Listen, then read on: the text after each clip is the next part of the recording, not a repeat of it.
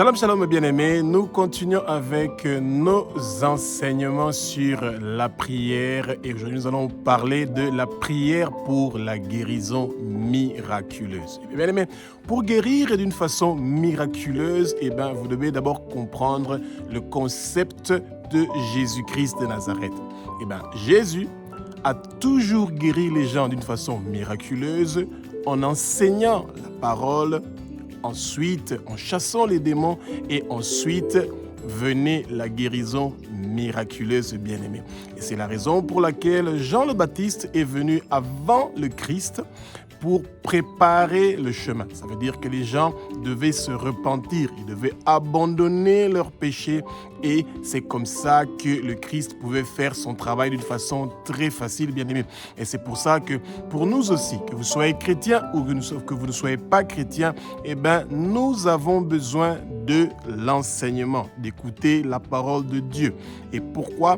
Parce que la parole de Dieu, c'est la voix de Dieu. C'est ce que Dieu est en train de nous parler à nous. La Bible n'est pas un livre ordinaire.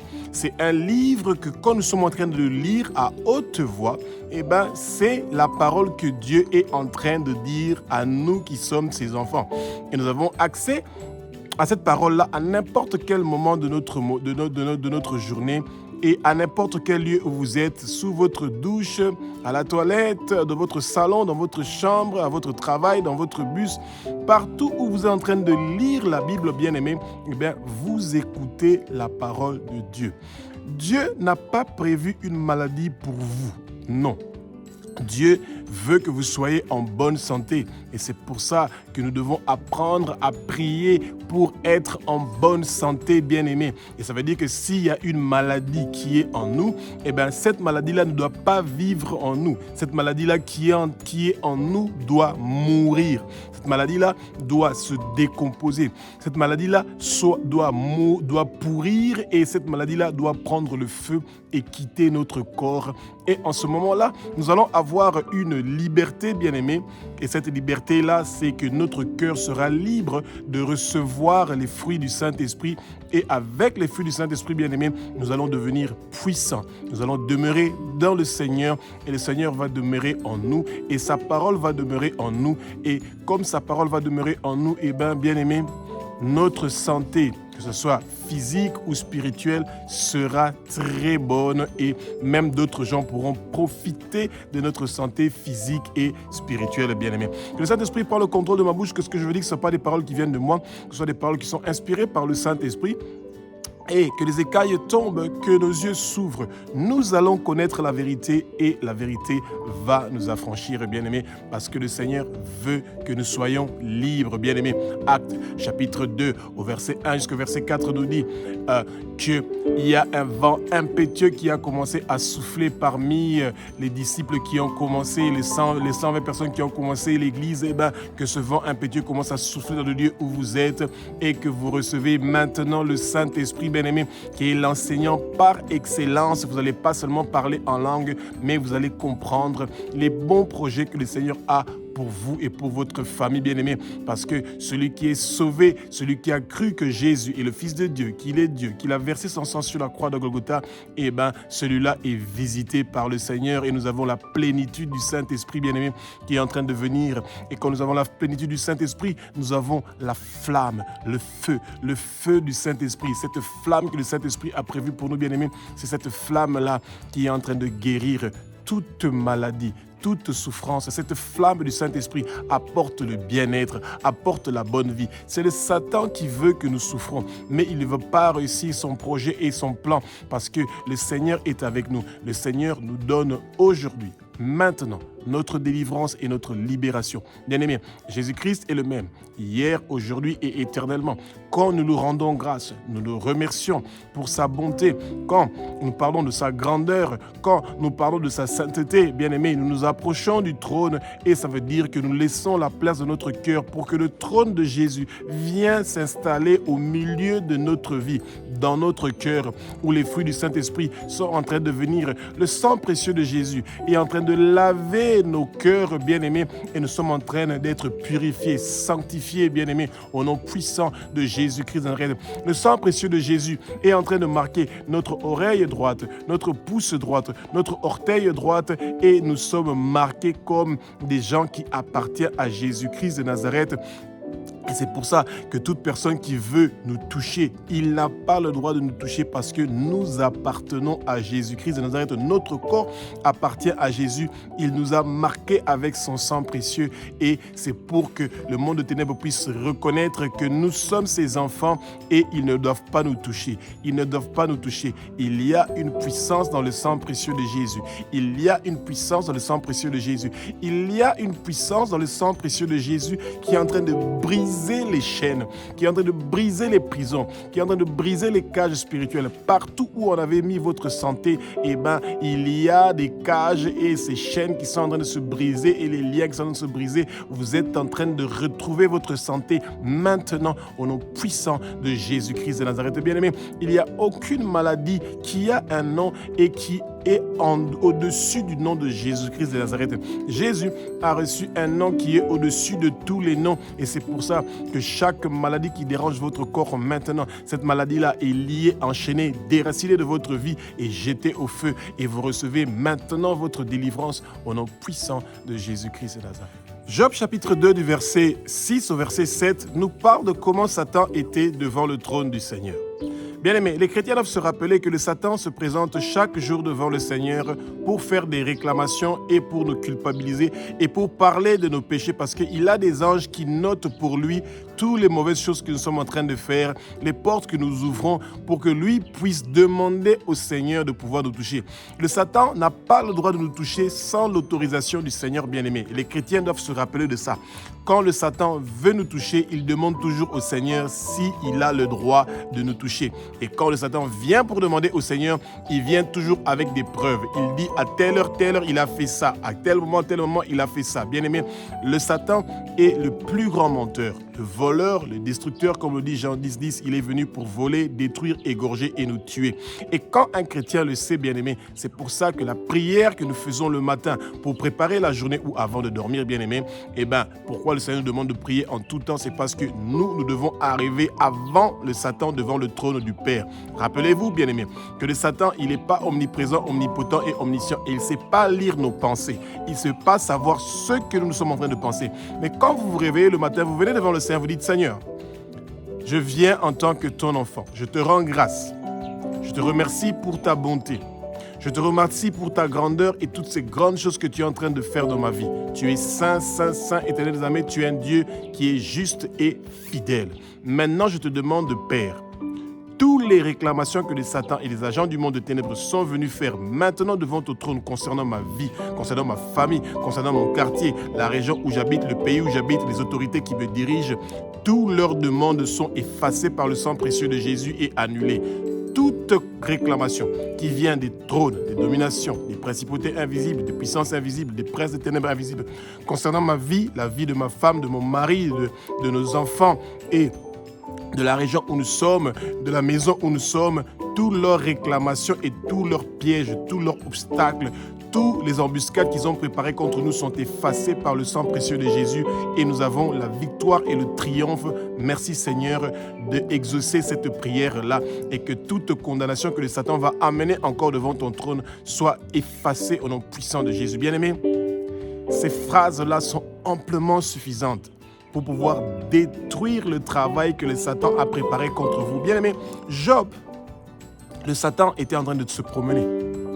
Et le Seigneur lui a dit, tu as vu mon serviteur Job? Il a dit oui, mais Job, il continue à t'adorer, à parler de ta bonté, de ta grandeur, de ta sainteté, parce que Job, tu le protèges.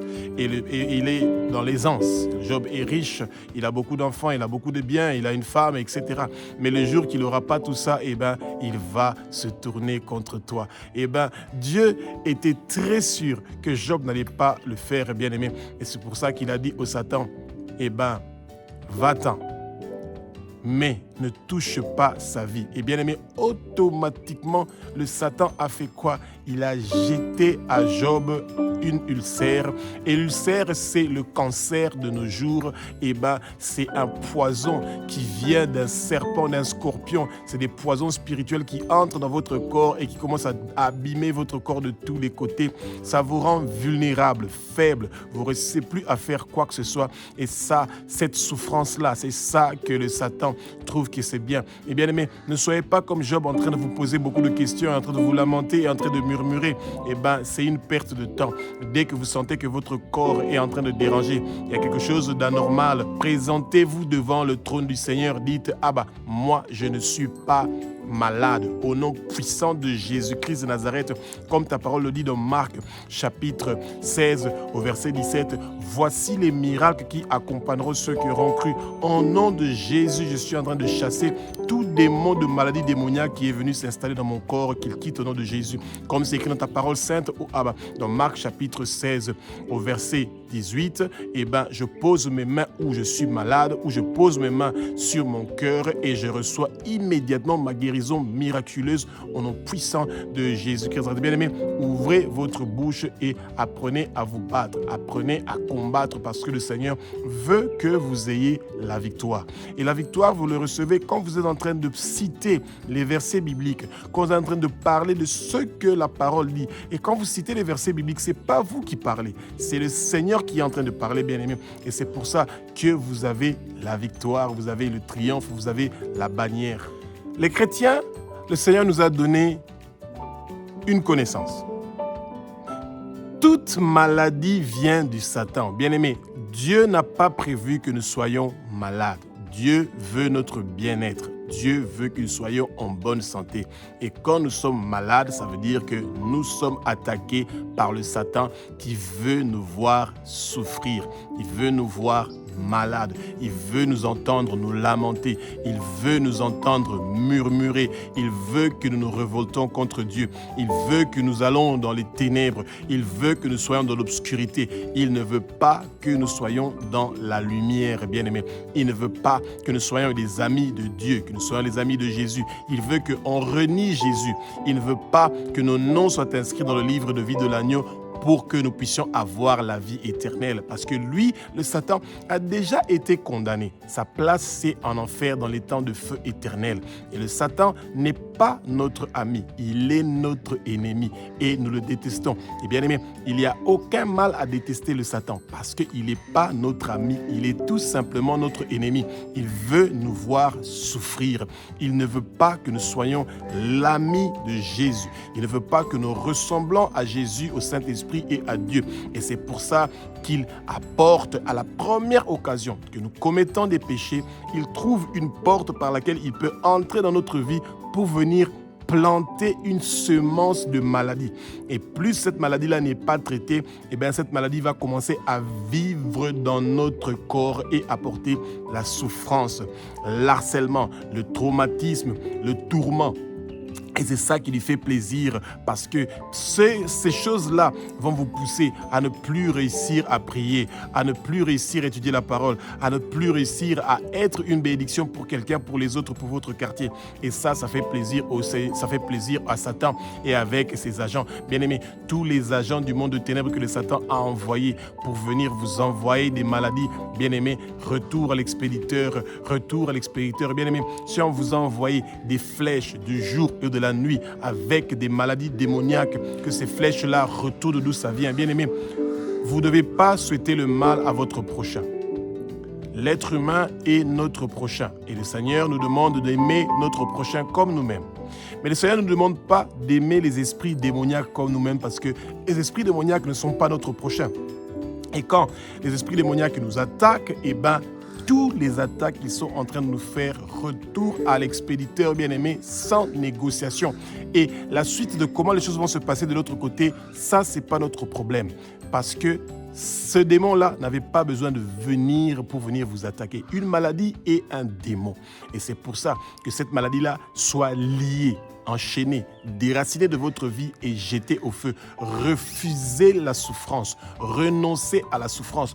Que tout plan de souffrance, tout agenda de souffrance que le Satan et le monde de ténèbres avaient prévu contre vous, cela ne va pas réussir et prospérer, que ça reçoit le feu, que toute maladie démoniaque, que toute pensée démoniaque, que toute pensée sombre, que toute attaque démoniaque qui est venue vous visiter, vous et votre famille, votre maison, que cela soit lié, enchaîné, déraciné de votre vie et jeté au feu. Que le sang précieux de Jésus commence à briser les chaînes, commence à briser les paroles, commence à détruire ces maladies-là, commence à tuer ces maladies-là. Bien-aimés, que toute maladie qui est venue vous visiter pendant votre sommeil, que cette maladie-là reçoit le feu, que ça brûle, que ça se décompose, que ça soit réduit en cendres, bien-aimés, et retour à l'expéditeur, bien-aimés. N'ayez pas pitié de tout esprit qui est en train de vous attaquer. Ils sont vos ennemis. Tout esprit démoniaque n'est pas votre ami. Ils sont vos ennemis et ils ne peuvent rien contre vous parce que le Seigneur est avec vous. Luc 13, du verset 11 au verset 16, nous parle d'une femme qui était liée par le Satan et que pendant 18 ans, elle avait son dos qui était courbé et elle était traumatisée et tourmentée par le Satan. Bien-aimés, Dieu n'a pas prévu que nous soyons liés par le Satan. Du tout. Eh bien, il y a beaucoup de gens qui sont malades sans se rendre compte, ce n'est pas de leur faute. Job, par exemple, Job n'avait pas commis de péché. Job n'était pas mauvais. Mais Job, le Satan avait réclamé de lui faire du mal et le Seigneur l'avait accordé. Et quand nous nous protégeons nous-mêmes, eh bien, nous sommes protégés. C'est la même chose avec cette femme ici, que pendant 18 ans, elle était liée, tourmentée par le Satan, enchaînée. Et bien aimé, les chrétiens doivent apprendre quand nous avons une souffrance, quand nous voyons quelqu'un en train de souffrir qui est malade pendant longtemps, eh ben, ça veut dire que cette personne-là est liée. Et ce n'est pas nécessairement parce que cette personne a commis un péché, mais c'est parce que le Satan a demandé le droit au Seigneur de pouvoir s'occuper de cette personne-là et il a reçu ce droit-là parce qu'il y avait une porte qui était ouverte quelque part et c'est pour ça que nous devons toujours être prêts, bien-aimés, à détruire ce travail-là. Bien-aimés, que toute condamnation, que tout lien, que tout enchaînement qui vient du monde de ténèbres et qui vous a enchaîné depuis 1 année, 2 ans, 3 ans, 5 ans, 10 ans, 20 ans, depuis vos parents, depuis vos ancêtres, eh ben, que toutes ces chaînes-là de souffrance, que toutes ces chaînes-là de maladie, ça soit lié et enchaîné, déraciné de votre vie et jeté au feu au nom puissant de Jésus-Christ de Nazareth. Bien-aimés, recevez maintenant votre délivrance de toute chaîne, de tout lien qui vous empêche de pouvoir être en bonne santé et d'avoir un bien-être. Bien-aimés, il y a une puissance dans le sang précieux de Jésus. Il y a une puissance dans le sang précieux de Jésus. Il y a une puissance dans le sang précieux de Jésus qui est en train de nettoyer toute maladie qui est en train de déranger votre corps. Cette maladie ne peut pas résister par le sang précieux de Jésus. Pourquoi? Parce que Jésus a déjà payé le prix pour votre guérison sur la croix. Jésus a pris votre maladie. Il a pris votre courbature. Il a pris votre infirmité. Il a pris vos yeux qui sont aveugles, votre bouche qui est muette, vos oreilles qui sont sourdes. Il a pris vos pieds qui sont boiteux. Il a pris votre mort. Il a mis ça sur la croix. Il a versé son sang pour que vous recevez la libération, la délivrance maintenant, tout de suite, au nom puissant de Jésus-Christ de Nazareth. Bien-aimé, que toute personne qui est en train de réclamer votre mort et qui réclame que vous soyez malade, cela ne va pas réussir et prospérer au nom puissant de Jésus. Que toute arme qui est forgée contre vous ne va pas réussir et prospérer. Bien-aimé, nous regardons vers le Seigneur, celui qui est mort sur la croix pour nous, lui qui est le serpent d'airain, lui qui est le pain de vie, lui qui est notre berger qui nous conduit vers les bons pâturages, lui qui est la porte que nous sommes en train d'utiliser pour venir vers son royaume. Son sang précieux est tellement puissant que c'est en train de nous nettoyer, de nous purifier, de nous sanctifier complètement. Nous sommes purifiés par le sang précieux de Jésus et c'est pour ça que toute attaque de maladie démoniaque qui vient du monde de ténèbres ne peut absolument rien et rien, alors là, rien contre nous au nom puissant de Jésus-Christ de Nazareth. Matthieu chapitre 12, verset 22, nous parle d'un démoniaque qui était aveugle et muet. et que Jésus a ordonné à ces démons-là de le lâcher, de quitter et de partir. Bien-aimés, ces deux démons-là sont des démons qui sont très dangereux. Et il y a des gens qui sont en train de voir, mais ils sont aveugles. Pourquoi? Parce qu'ils ne voient pas qu'ils sont en train de partir en enfer. Ils sont muets. Pourquoi? Parce qu'ils n'utilisent pas leur bouche pour dire des paroles qui peuvent leur libérer, qui peuvent faire que leur nom soit inscrit dans le livre de vie de l'agneau. Et quand nous sommes aveugles, c'est parce que nous ne connaissons pas Jésus. Nous ne reconnaissons pas sa bonté. Nous ne reconnaissons pas sa grandeur. Nous ne reconnaissons pas sa sainteté. Celui qui ne reconnaît pas que Jésus est bon envers lui, celui qui n'a pas de reconnaissance pour la bonté que Jésus a dans sa vie, il est aveugle. Et quand il ne sait pas prononcer des paroles pour parler de la bonté de Dieu, parler de ces bonnes choses que Dieu est en train de faire pour lui, pour le monde, pour la nature, eh bien, il est muet. Ça veut dire que vos yeux ne vous servent à rien et votre bouche ne vous sert à rien. C'est pour ça que tout démon d'aveuglement, tout démon d'esprit muet, que ça vous quitte maintenant au nom puissant de Jésus-Christ. Bien-aimés, vous voyez et vous parlez. Mais vous pensez que vous voyez et vous parlez, pourtant vous ne voyez pas et vous ne parlez pas. Pourquoi? Parce que Dieu est en train de nous montrer sa grandeur tous les jours. Mais vos yeux ne voient pas la grandeur de Dieu. Votre bouche ne parle pas de la grandeur de Dieu parce que nous sommes aveugles, parce que nous sommes muets. Et le Satan a retenu nos yeux et nos bouches pour que nous ne puissions pas parler de la grandeur de Dieu, que nous ne puissions pas louer Dieu. Parler de la grandeur de Dieu, c'est la louange. Et quand nous ne réussissons pas à parler de la louange, ce n'est pas seulement les chants que vous entendez, des chantres, etc., et des soi-disant adorateurs bien-aimés. Non. Prenez vos psaumes, lisez-les à haute voix, bien-aimés. Vous allez voir comment votre vie va recevoir un tremblement de terre incroyable qui va secouer le monde des ténèbres, bien-aimés. Et bien-aimés, quand vous ne reconnaissez pas la sainteté de Dieu, qu'il est saint, saint, saint, l'Éternel des armées, et que toute la terre est remplie de sa gloire.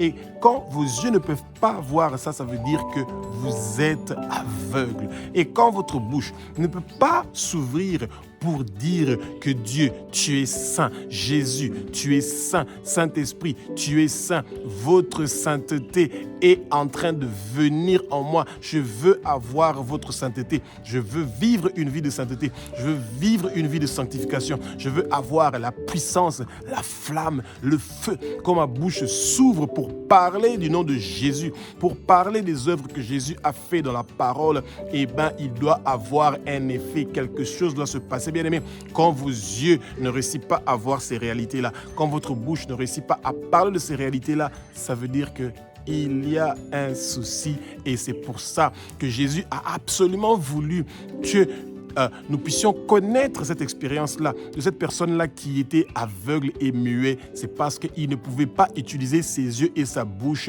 au service du Père, à la gloire du Père. Alléluia. Bien-aimés, Actes chapitre 10 au verset 38 nous parle que Jésus-Christ de Nazareth était oint par Dieu. Et Dieu l'a doté d'une force, d'une puissance. Et il allait de lieu en lieu et il guérissait les malades. Il chassait les démons et il était en train de délier ceux qui étaient liés et dominés par le Satan. Bien-aimés, cet ordre de mission-là, eh ben, Jésus nous le donne à nous. Quand nous croyons en Jésus, eh bien, nous avons cet ordre de mission-là qui nous donne l'autorité d'être oints. Nous sommes oints, nous avons la force, nous avons la puissance de chasser les démons, de guérir les malades, de délier ceux qui sont dominés et de pouvoir libérer ceux qui sont sous l'emprise du Satan, bien-aimé. Et ça, le Satan a la crainte que le peuple de Dieu puisse réaliser que cette puissance-là que le Père a donnée à Jésus, et cette puissance que Jésus utilisait à travers le Saint-Esprit pour faire des miracles, des prodiges, des choses merveilleuses, nous aussi, nous sommes dotés de cette puissance-là parce que nous avons cru en Jésus. Et nous pouvons aussi donner cette puissance-là à d'autres gens qui peuvent l'utiliser. Et ça, c'est la grande crainte du Satan. Il a peur que le peuple de Dieu puisse savoir cette réalité-là, que le Seigneur nous a dotés de la même puissance que lui, il avait. La preuve, quand le Seigneur a été glorifié et qu'il est parti vers le Père assis à sa droite, les apôtres ont continué à faire beaucoup de miracles qu'il n'y avait pas assez de place pour écrire tout cela dans la Bible, bien-aimé. Et les quelques miracles dont on nous parle dans la Bible, c'est pour que nous puissions croire. Et parce que nous sommes toujours incrédules, nous sommes toujours sceptiques, nous avons toujours des doutes. Et c'est pour ça qu'on a mis quelques versets dans la parole pour que nous puissions croire à ces miracles-là. Et ceux qui croient que Jésus est le miracle, que Jésus est le guérisseur, que Jésus est le délivreur, vous recevez immédiatement votre guérison, bien-aimé. Et que toute personne qui est sous l'emprise du Satan, que ces chaînes-là, que ces liens-là qui l'ont lié et qui vous empêchent de pouvoir percer et de réussir dans la vie et que votre vie soit débloquée, toutes ces choses-là sont liées, déchaînées de votre vie et jetées au feu, bien-aimé. Et vous recevez maintenant votre délivrance et votre libération. Bien-aimé, tout ce que le Satan avait bloqué dans votre vie, tout cela est débloqué maintenant. Il y a une puissance dans le sang précieux de Jésus. Il y a une puissance dans le sang de Jésus. Il y a une puissance dans le sang de Jésus. Il y a une puissance dans le sang de Jésus qui est en train de briller, de briser tous les liens, toutes les chaînes qui empêchent votre étoile de briller et votre destinée d'être comme le Seigneur l'avait prévu. Bien-aimé, le Satan est la source de toute maladie et de toute infirmité. Quand vous avez une maladie, quand vous avez une infirmité, vous ne devez pas vous poser 10 000 questions. Non, ça, c'est le Satan qui est en train d'agir. Que vous le croyez ou pas, ce n'est pas grave, mais c'est ce qui se passe. Parce que Dieu ne vous envoie pas de maladie. Dieu ne vous injecte pas de maladie. Ah, tomber malade, c'est normal. Non, tomber malade, c'est pas du tout normal. 365 jours sans avoir une maladie, sans tousser, sans malaria, sans angine, sans maux de tête, sans quelle que soit la maladie, c'est ça le projet du Seigneur. Il a des bons projets pour notre santé. Il a des projets de bonheur et pas des projets de malheur. Et Dieu n'a pas prévu que nous soyons malades. Dieu a prévu que nous ayons le bien-être, que nous ayons la bonne santé. Et s'il y a une seule journée de notre vie où il y a un souci, où il y a une maladie qui nous dérange, nous devons automatiquement, systématiquement nous tourner vers Jésus-Christ de Nazareth parce que Dieu a prévu une solution pour toute maladie.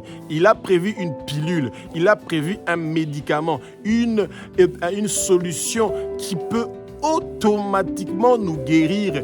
Dieu a prévu une potion miraculeuse pour pouvoir nous guérir. Et bien, cette potion miraculeuse s'appelle Jésus-Christ de Nazareth, le roi des rois, le Seigneur des seigneurs, qui est la pilule, qui est le médicament. Bien aimé, je ne dis pas que vous ne devez pas prendre de médicaments, que vous ne devez pas voir des médecins. Quand vous voulez prier avec précision, vous partez, vous voyez le médecin. Quand le médecin vous dit, vous avez telle maladie, et bien aimé, dites dans votre cœur, moi, je n'ai pas cette maladie-là au nom de Jésus. Et il vous écrit l'ordonnance, vous partez, vous écrivez l'ordonnance, et quand vous prenez le médicament, vous dites, ce médicament que je suis en train de prendre, cette pilule s'appelle Jésus-Christ de Nazareth, je la prends avec action de grâce, et maintenant Jésus commence à te manifester dans mon corps au nom puissant de Jésus de Nazareth. Bien aimé, vous allez voir qu'est-ce qui va se passer. Vos ennemis ne vont rien comprendre, parce que quand vous attendez 2 jours, 3 jours, 4 jours, 1 mois. Ah, moi, ces maux de tête ne se terminent pas. Moi, mon estomac, moi, mon pied, moi, mon œil. Bien aimé, vous êtes en retard. À la première réaction que vous sentez quelque chose, rappelez-vous que c'est les plans du Satan. Il veut vous voir souffrir. Le Seigneur veut votre bien-être 24 heures sur 24. C'est pour ça que lui, Jésus, a donné sa vie sur la croix pour que 24 heures sur 24 et que éternellement vous ayez une bonne vie, une bonne santé, que vous ayez le bien-être. Bien-aimés, le Seigneur nous a prévenus lui-même de sa propre bouche. Jean 10:10 nous dit, le Satan est venu pour voler, égorger, tuer, et le Satan veut que nous mourons. De la même façon que le Seigneur met des semences, des 9 fruits du Saint-Esprit dans nos cœurs pour que ces semences-là donnent des arbres et que ça donne des fruits et que d'autres gens vont aussi bénéficier de ces fruits-là. Parce que quand vous avez un manguier qui donne autant de milliers de mangues, bien aimés, vous ne pouvez pas manger toutes ces mangues-là seules. D'autres gens devront aussi manger ces mangues-là. Vous allez partager ça avec les autres. Et c'est la même chose que le Satan utilise cette technique-là. Quand il plante une semence de maladie dans votre corps, il espère que ça va descendre à vos enfants, que ça va descendre à la première, deuxième, troisième, quatrième génération. Et bien aimé, c'est pour ça qu'au premier signal, quand vous sentez qu'il y a un problème, vous devez commencer à renoncer à cette maladie-là, à renoncer à ces problèmes-là, à renoncer à ces difficultés-là, bien aimé.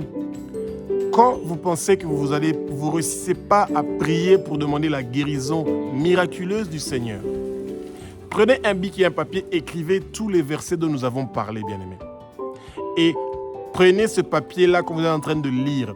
Dites, Seigneur, vous donnez les exemples qui sont dans la Bible, qui parlent des guérisons, et que vous dites que vous aussi, vous allez guérir parce que Dieu n'est pas un père qui fait le favoritisme. S'il l'a fait avec cette femme-là qui avait le dos courbé pendant 18 ans, s'il l'a fait avec cet aveugle muet, s'il l'a fait avec Job, s'il l'a fait avec la femme qui coulait le sang pendant 12 ans, bien aimé, il le fait aussi avec vous parce que Dieu ne fait pas de favoritisme. Ce n'est pas un père qui fait le favoritisme, c'est un père qui veut votre guérison. C'est un père qui veut votre changement. C'est un père qui veut votre transformation. Notre ennemi est le Satan. Il n'est pas notre ami, il est notre ennemi que nous détestons. Et Jésus est notre ami. C'est lui qui apporte la paix, le repos, la tranquillité. Il enlève l'inquiétude et l'anxiété dans notre vie et il nous apporte la joie. Que le nom de Jésus soit béni, que le nom de Jésus soit glorifié. Nous remercions Jésus pour la guérison qu'il nous donne maintenant. Nous remercions Jésus pour sa bonté. Nous remercions Jésus parce qu'il est un Dieu qui est grand. Sa grandeur, il nous le montre tous les jours. Lui qui nous donne la lumière pour nous séparer des ténèbres. Lui qui a créé les ciels, la terre, les mers et tout ce qui s'y trouve. Son nom, c'est Jésus-Christ de Nazareth, le roi des rois, le Saint des seigneurs, celui qui est saint, saint, saint. L'Éternel des armées, toute la terre est remplie de ta gloire, de sa gloire, et le monde est rempli de sa gloire, et nous savons qu'il vient très bientôt. Il est en train de préparer une maison pour nous dans le royaume du Père, et nos noms sont inscrits dans le livre de vie de l'agneau bien-aimé. Sur votre front est inscrit le nom de Abba, notre Père qui est aux cieux. Sur votre front est inscrit le nom de Jésus-Christ de Nazareth, le roi des rois, le Saint des seigneurs. Sur votre front est inscrit la nouvelle Jérusalem où nous sommes en train de partir, et le Seigneur nous a donné déjà la victoire. Nous sommes plus que vainqueurs et nous avons vaincu toute maladie qui nous dérange au nom puissant de Jésus-Christ de Nazareth.